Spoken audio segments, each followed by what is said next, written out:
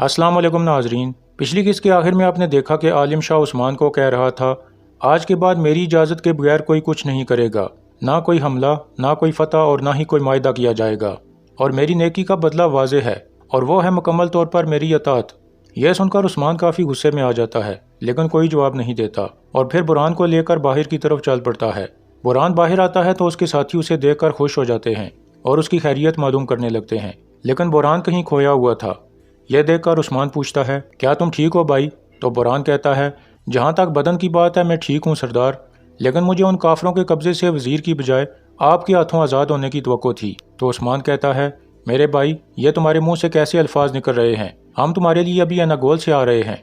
फिर बुरहान कहता है, कोड़े की हर ज़रब पर मैं भूखा प्यासा पड़ा आपका निहायत मुंतज़िर रहा हुजूर। इतने में बुरहान के जहन में ख्याल आता है जब कैदखाने में जूलिया बुरहान को बता रही थी कि उसने गोंजा को कैसे मारा था।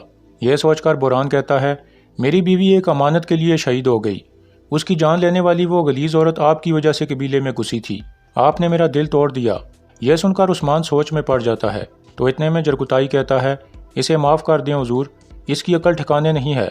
फिर उस्मान कहता है, मेरे भाई तुम्हारे मुंह से निकलने वाले ये अल्फाज असल ज़ख्म हैं, हम बाद में बात करेंगे।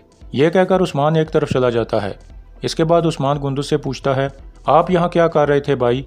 तो गुंदुज कहता है, वज़ीर आलिम शाह ने पैगाम भिजवाया था, मैं मालूम करने आया था कि वो क्या चाहता है। बुरहान ठीक हो जाएगा इंशाअल्लाह। तो उस्मान कहता है, मेरे सिपाही बुरहान के साथ ऐसा करने वालों को मैं दुनिया में ही दोज़ख का मज़ा चुकाऊंगा। मैं कसम खाता हूँ कि उन्हें दोनों जहानों में चैन का सांस नहीं लेने दूंगा। इसी दौरान अंदर तुर्क सरदारों का जिरगा खत्म हो चुका था। इतने में कोनूर अल्प आलिम शाह को कहता है, आपके हुक्म के मुताबिक अदबाली को कब्जे में ले लिया गया है वज़ीर हज़रत। उस्मान काफ़ी परेशान होने वाला है। यह सुनकर आलिम शाह कहता है, बहुत आला, अदबाली से मुलाकात का वक्त आ गया है। दूसरी जानब गुंदुज वापस अपने खेमे में पहुंचता है तो उसे परेशान देखकर आयशा खातून पूछती है, क्या हुआ हुजूर, खैर हो इंशाअल्लाह? तो गुंदुज कहता है, वज़ीर आलिम शाह सुलह करने और निज़ाम लाने की बात कर रहे हैं, इसलिए उस्मान को भी उनके साथ रियायत करनी चाहिए। आयशा खातून पूछती है, क्या उस्मान साहब मान जाएंगे? तो गुंदुज कहता है, वो मान जाएगा आयशा, मैं उसे राज़ी करूँगा। सर्दियों का मौसम करीब है, ऐसी सूरत में जंग करना ठीक नहीं होगा, हमारे लोग परेशान हो जाएंगे, इसलिए सुलह करना ज़रूरी है। इतने में एक सिपाही इजाज़त मांग कर अंदर आता है और कहता है, उस्मान साहब मरकज़ी खेमे में आपका इंतज़ार कर रहे हैं हुजूर। दूसरी ने मरकज़ी खेमे में उस्मान कह रहा था, उसने सोगत में तमाम तुर्क सरदारों को जमा किया और उन्हें दिखा दिखा कर बुरहान को हमारे हवाले किया। इससे लगता है कि वो काइयों का एतबार ख़राब करना चाहता है। इतने में गुंदुज भी वहाँ पहुँच जाता है। तो उस्मान कहता है, वहाँ पूरी बात नहीं हो सकी भाई, तो अभी मुझे बताइए कि किसी को बताए बगैर वज़ीर के जिरगे में आप क्या कर रहे थे? तो गुंदुज कहता है, वो जिरगे से पहले मुझसे मिलना चाहता था और फिर उसने जिरगे में शिरकत की दावत दे दी, क्या मैं उसे मना कर देता? यह सुनकर सलजान कहती है, नहीं गुंदुज, लेकिन मुतात रहो, उसकी नीयत अच्छी नहीं है, वह दोगलापन दिखा रहा है। फिर उस्मान कहता है, हाँ बिल्कुल, काई कबीले को एहतियात की ज़रूरत है। हमारी ज़मीन पर हमेशा फूल नहीं खिलेंगे बल्कि कांटे भी होंगे। अल्लाह के हुक्म से हम उन कांटों को काट कर फेंक देंगे इंशाअल्लाह, मगर फ़िलहाल इंतज़ार करेंगे। एक बार शेख अदबाली कोनिया पहुंचकर असल मामले की गहराई का अंदाज़ा लगा लें, फिर हम उसके मुताबिक हरकत करेंगे। इसके बाद जंगल का मंजर सामने आता है। शेख अदबाली एक गार में मौजूद थे जहां हकीम उनका इलाज कर रहा था। आलिम शाह भी वहां पहुंच चुका था। फिर वो कहता है, बेहद कीमती शेख अदबाली, सेहतयाब होने तक यहीं आराम करें, पता नहीं कोसे साहब की बार क्या कर दे, यह महफूज ठिकाना है। शेख अदबाली कहते हैं, कोई मसला नहीं, मैं इंतज़ार कर लूँगा। आपका और कोनूर अल्प का बहुत शुक्रिया, अभी उस्मान साहब के पास एक एलची भेजना ज़रूरी है। तो आलिम शाह कहता है, आप बिल्कुल फ़िक्र ना करें, हम देख लेंगे। यह कहकर आलिम शाह खड़ा हो जाता है और कोनूर के साथ एक तरफ चला जाता है।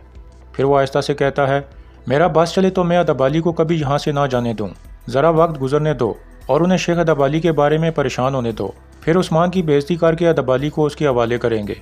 दूसरी जानब काई कबीले में गुंदुज कह रहा था, वज़ीर सुलह चाहता है, वो चाहता है कि खित्ते में अमन व अमान आए। हम एक जंग से दूसरी जंग की तरफ दौड़ रहे हैं, काफ़ी हद तक टूट फूट चुके हैं, मैं तो कहता हूँ कि सुलह कर लें। तो उस्मान गुस्से में कहता है, हम कभी सुलह नहीं करेंगे भाई, और अपने पास पनाह लेने वालों को हवाले नहीं करेंगे। मुझे वज़ीर की तरफ से अच्छी बू महसूस नहीं हो रही। वज़ीर आलिम शाह हकीकत को छुपाकर तुर्क सरदारों को गफलत की नींद सुलाना चाहता है। इतने में साल्तुक सिपाही अंदर दाखिल होता है और कहता है, सरदार, कोनिया जाते हुए शेख अदबाली पर गात लगाकर हमला हुआ है। यह सुनकर बाला खातून बहुत परेशान हो जाती है तो सब उसे सहारा देने लगते हैं। फिर उस्मान ज़ोर से गोगतों को आवाज़ देता है तो वो अंदर आ जाता है عثمان اسے کہتا ہے سپاہیوں کو ساتھ لو اور محترم شیخ کو صحیح سلامت یہاں لاؤ۔ یہ سن کر گوکتک فوراً روانہ ہو جاتا ہے۔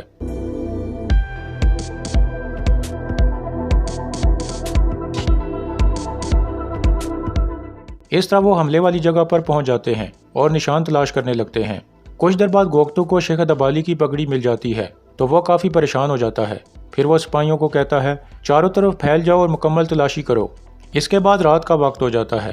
مرکزی خیمے میں سب لوگ شیخ ادبالی کے لیے پریشان تھے اور کسی خبر کا انتظار کر رہے تھے۔ کچھ دیر بعد گوکتک وہاں پہنچ جاتا ہے اور اندر آ کر کہتا ہے حضور، ہم حملے والی جگہ پر پہنچ گئے تھے لیکن نشان بہت زیادہ تھے۔ گھوڑوں کے نشان ایک دوسرے کے ساتھ مل گئے تھے۔ ہم نے ہر جگہ ڈھونڈا لیکن شیخ صاحب نہیں ملے۔ یہ سن کر بالا خاتون اور باقی صاحب بہت پریشان ہو جاتے ہیں۔ عثمان بھی سوچ میں پڑ جاتا ہے۔ اتنے میں عالم شاہ شیخ ادبالی کو لے کر اندر داخل ہو جاتا ہے تو شیخ ادبالی کو دیکھ کر بالا بہت خوش ہو جاتی ہے۔ سب لوگ ان کے قریب آ جاتے ہیں اور ان سے خیریت معلوم کرنے لگتے ہیں، جبکہ عالم شاہ سردار والی نشست پر بیٹھ جاتا ہے۔ پھر عثمان پوچھتا ہے یہ آپ کے ساتھ کس نے کیا شیخ؟ شیخ ادبالی آگے سے کوئی جواب نہیں دیتے۔ اتنے میں عالم شاہ کہتا ہے کونیا کے راستے میں یہ غداروں کے جال میں پھنس گئے تھے۔ حفاظتی تدابیر کے بغیر آپ انہیں کونیا کیسے بھیج سکتے ہیں عثمان صاحب؟ یہ سن کر عثمان کافی غصے میں آ جاتا ہے لیکن شیخ ادبالی اسے روک لیتے ہیں۔ پھر عالم شاہ کہتا ہے شیخ ادبالی کو نور الب کی بدولت اب ہمارے درمیان زندہ ہیں۔ اس کے بعد بالا خاتون شیخ ادبالی کو لے کر دوسرے خیمے میں چلی جاتی ہے۔ پھر عثمان پوچھتا ہے میرے شیخ کے ساتھ ایسا کس نے کیا؟ بتائیے مجھے۔ تو عالم شاہ کہتا ہے یہ کرنے والا کوشش ہے اور ہم سب جانتے ہیں کہ اس نے ایسا کیوں کیا۔ آج اس نے شیخ ادبالی کو نشانہ بنایا تو کل وہ کچھ بھی کر سکتا ہے۔ ماری کو لینے تک وہ نہیں رکے گا۔ اگر کوشش کی بہن کو واپس نہ کیا گیا تو معاملات پیچیدہ ہو جائیں گے، جانوں کا ضیاع ہوگا، نظام خراب ہو جائے گا۔ ایسی صورتحال میں تم جیسا عقل مند سردار درست فیصلہ کرے گا۔ تھوڑی دیر سوچنے کے بعد عثمان کہتا ہے ہم نے جو کرنا ہے وہ واضح ہے۔ جب تک ہمارے جسموں میں جان ہے اسے بالکل بھی کسی کے حوالے نہیں کریں گے۔ ہمارا قرآن اور ہماری روایات دونوں یہی کہتی ہیں۔ یہ سن کر عالم شاہ کہتا ہے جیسا کہ مجھے توقع تھی کہ تم ضد کرو گے۔ ہمارے منہ سے نکلنے والا ہر لفظ ترکوں کی سلامتی کے لیے ہے۔ کیا آپ ترکوں کو پہنچنے والے نقصان کی ذمہ داری اٹھاؤ گے عثمان صاحب؟ اور آپ کا کیا خیال ہے گندو صاحب؟ تو گندوز کہتا ہے اپنے سردار کی بات پر ایک لفظ بھی کہنا ہمارے لیے مناسب نہیں ہے۔ پھر عالم شاہ کہتا ہے اچھی طرح سے غور و فکر کر لو، میں تمہیں کل تک فیصلہ کرنے کی مہلت دے رہا ہوں۔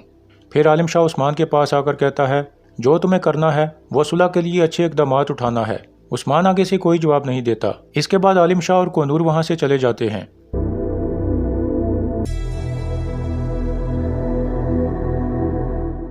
ان کے جانے کے بعد ترگت کہتا ہے صورتحال ٹھیک نہیں لگ رہی عثمان صاحب، میں ماری کو لے کر اپنے قبیلے لوٹ جاتا ہوں۔